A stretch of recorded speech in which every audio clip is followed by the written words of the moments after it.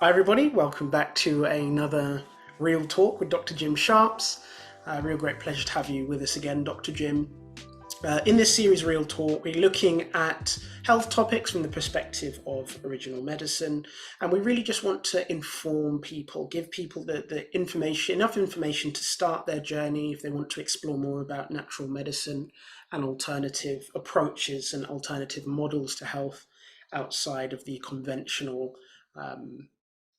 model of medicine. So this is really what we're wanting to do. That's our goal, that's our objective. You can look at some of the other series and videos that we have on the channel, or really to inform. Those of you that have been following along, you know that we're currently doing a series on RBTI, means biological theory of ionization. We did a broad overview, and where we're at now is really just going through each of the tests in a little more detail so you can be informed as to exactly what RBTI means and how it can positively impact your life. So Dr. Jim, thanks once again. This week we'll be looking at conductivity. So perhaps if you could just, before we get into the question, just tell us what conductivity is as a test within the RBTI framework means. Yes, conductivity, they're looking at the electrical conductivity through the body. So the way the brain communicates with the liver and the rest of the organs is through the electricity system of the body. And how does the test work then? How does the conductivity test work? Yes, good question. It's very simple to measure. There's a conductivity meter, and all you need is a couple of drops of urine that you put right in there, and it will tell you what the conductivity level is. And the conductivity level, just at a very basic level, it's how easily electricity can pass through? Well, it's measuring the amount of salts in the body. So the way the electricity is conducted through the body is through electrolytes, through salts. And as you know, there's two types of salts. There's the chloride salts, which a lot of people are familiar with. The most popular being sodium chloride, but there's magnesium chloride, potassium chloride. There's a number of chlorides. And then there's mineral salts, or what are called electrolytes. And that is the communication vehicle that the body uses to communicate between cells. Okay, wonderful. And Dr. Jim, perhaps you can tell us, what does this conductivity test tell us about diet and lifestyle? Very good question. Obviously, it's going to tell you the level of salts. There's an ideal level, and then it could be either too high or too low. And then based on where it is, either in the too high level or in the too level, it has implications in terms of various health outcomes, for which there's a lot of different diseases, names that you can attach to those considerations. But that's basically what it is. It's measuring that, and if it's too high, there's too much congestion, there's too much electrical stimulation, and if it's too low, there's too little electrical stimulation. So obviously you can tell if the body needs an optimum amount, and based on how far you're drifting in the too high or the too low, they're going to have different implications in terms of signs, symptoms, or health outcomes. And so what do good numbers signify then?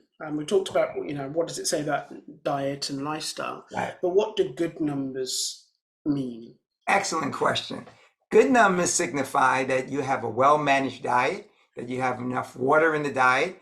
If you're dehydrated, then that number is going to be too high. If you're overhydrated, it's going to be too low. So it tells you a lot about the diet, the proper hydration of the body, and things of that nature.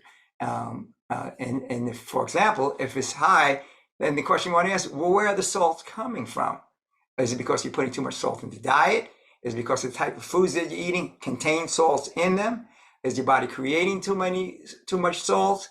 And there are also the metabolic processes that can create salts. So looking at it in isolation, it will tell you that. But then when you look at it with the other numbers, it gives you really good clues as to how the body is functioning and the various implications. And in terms of, you mentioned if the salts are high, you've Mhm. given us an example of that. What if the salts are low and you're more overhydrated? How would that manifest in terms of somebody who's watching this video? They haven't done their numbers, but what might be some signs that the numbers would say very clearly, but that somebody who hasn't done a test might, "Oh, okay, maybe this could be a sign that I'm overhydrated. I need to maybe look into this or perhaps get an RBTI test myself." Wow, you can't imagine how powerful that question is because it has implications for people who are so-called on a good diet and lifestyle, as well as those that are on a poor diet and lifestyle. And so you kind of know that you can be overhydrated. Water's good for you, but you have a lot of people that that are taking too much water, and they might be on a great vegetarian diet, etc. But the implication of that, if you're overhydrated, those electrolytes are too low, and the implications of fatigue, low energy. You really shouldn't be dealing with heavy vehicles. You can pass out. You just don't have the energy. You don't have the force to be able to function well. You can go into seizure. And so, things of that nature. And so a lot, like I keep saying, there's a lot of these named diseases, but the issue can really be identified to one of or more of these factors that we talk about in RBTI. In this particular case, the conductivity level, or that whole issue of whether you're too high or too low. So if your diet and your lifestyle are in that healing range, in that perfect range, obviously you're going to have good systemic function. You're going to be healthy. You're going to have good emotions, etc. And then based on how it relates to some of the other numbers, it can have various kinds of implications. So that is a very powerful question. That's just talking about the low side. There are even other serious implications if it's too high. That's clear. And just a final question then, Dr. Jim. How you mentioned, consistently in when we've looked at RBTI and looked more specifically at each of the tests, you said, look, it's not the numbers in isolation. The different elements are addressed together. So what are some of the key interrelations between conductivity? We've covered saliva and urine pH, but what are some of the key relationships with the conductivity tests and the other six parts of the RBTI test? Yes, another very powerful question, and you're absolutely right.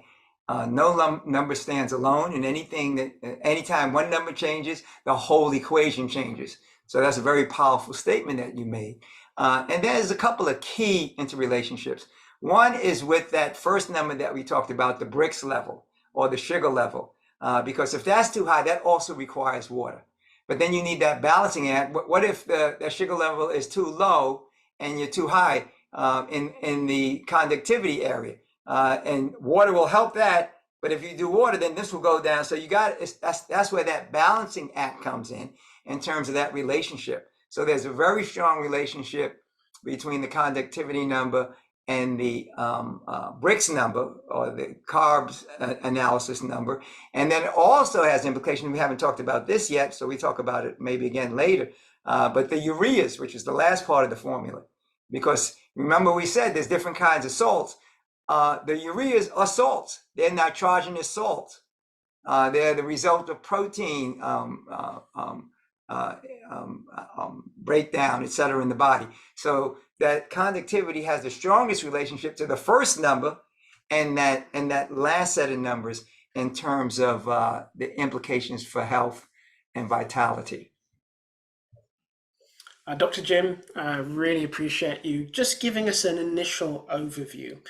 So I hope if you're watching that you've appreciated this very brief overview of the conductivity element of the RBTI test. If you are interested in knowing more, please do leave us a comment. We do keep an eye on our comments. If you'd like to request more details on anything that Dr. Jim has covered today, again, please do leave us a comment. And certainly do hit like and subscribe, and hit the bell notification so you know when we've released a new video if you're interested in knowing more about natural approaches from the perspective of original medicine. Dr. Jim, thank you very much. Everyone that's been watching along, thank you again, and we'll see you next time. Bye for now. Quite welcome. Bye for now. God bless.